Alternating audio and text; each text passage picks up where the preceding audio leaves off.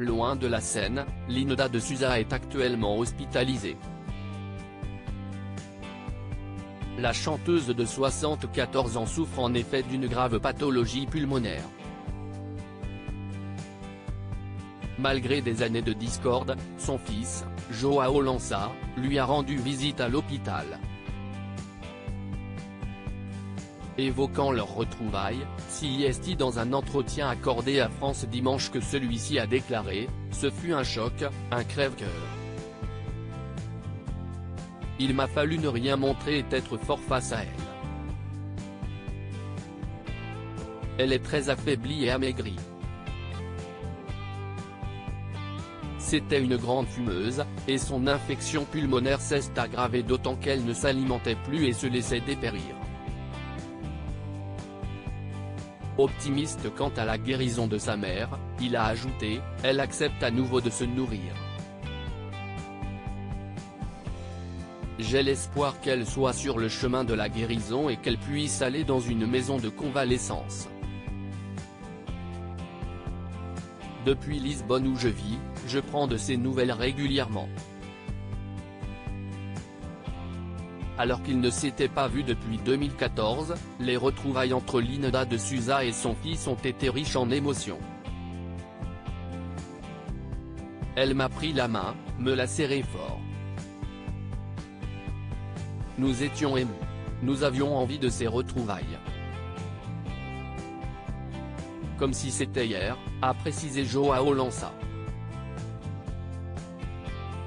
Pendant de nombreuses, leur relation a pourtant souvent été compliquée. Assurant que la chanteuse était extrêmement possessive, exclusive et jalouse, celui qui est également artiste a déclaré « Elle a un caractère difficile. Elle n'a jamais supporté que je tombe amoureux de la mère de mes enfants, Sonia, que j'ai rencontrée très jeune alors qu'elle avait 10 ans de plus que moi. Or, on ne met pas un enfant au monde pour soi, il faut accepter qu'il vole de ses propres ailes. » Aujourd'hui, il regrette surtout que la star soit une grand-mère absente pour ses deux enfants, Michael et Gabriel.